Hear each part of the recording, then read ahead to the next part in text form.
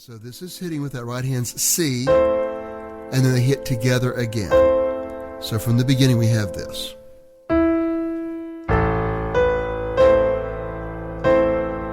Now the one thing I want to change is that when I hit that C that second time in the right hand, I want to change over and use my first finger on it. This is setting up my hand for the next measure, which will be this. So what we have there right hand is the D above the C you just played for me, but now with the second finger. That way we can go from there to the E above it to the F above that. So you can see why I wanted to switch over to my first finger on that C above middle C at the end of measure 1. Now let's go back and go that far. Right hand we have the E, then we go to the A, left hand A, right hand B, then C with the left hand's A, C, E. Same thing, but right hand now that C with the first. Right here, right hand when we go to the D, left hand will play the D 2 below middle C with its fifth finger, sustain pedal up and down. Then right hand play the E under your third. And then when you go to the F, left hand you're going to jump up and give me a D minor chord made up of the notes A, D, F. So this is the A below middle C with the fifth, D above that with the second, F above that with the first. Hitting with that right hand's F, then right hand keep the F down, and then left hand play that chord again, A, D, F.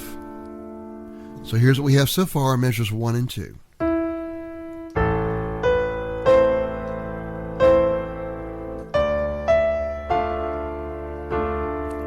Now let's take a look at measures 3 and 4.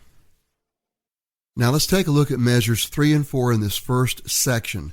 And we're going to call this first section, section A, and that way it'll be easier to refer to it.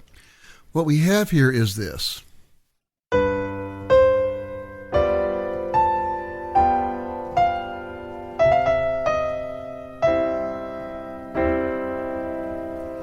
So right hand we're playing the B above middle C. And for this we can use finger 1. And with it the left hand is playing the G2 below middle C with its fifth fingers. So these hit together. Sustain pedal up and down. Then right hand play the C right above that B with your second. And then I want you to cross under to play the D above that with your first. And with it left hand you'll give me a G7 chord. Now left hand to play this G7, I'm playing the G below middle C with my fifth, B above that with my third, and then the F above that with my first. Playing with the right hand's D, and then right hand play the A above that with your fifth, then play the G right below that with your fourth, while the left hand plays that G7 chord again, and then right hand play the F under your third. So here's what we have in measure 3.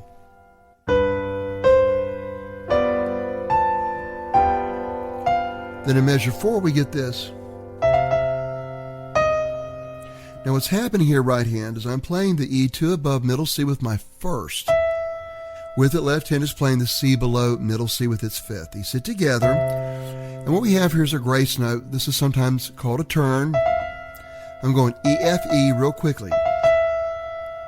Then what's going to happen right after that is I'm going to cross over that E to the left and play the D sharp below it. So I get...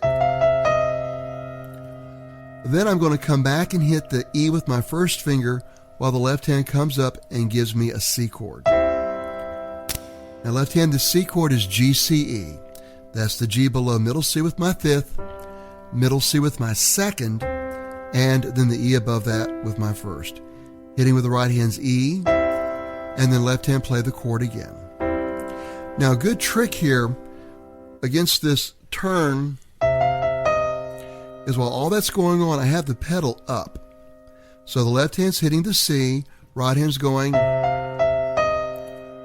and then right after that D sharp, I'm going to put the pedal down and then go to the E. And the reason I'm doing this is I don't want all these notes running together with the pedal down, but I don't want to lose my C in the bass when I jump up. So I'm going to keep the left hand C down till that D sharp right there, and then put the pedal down. And that way, I get to sustain that C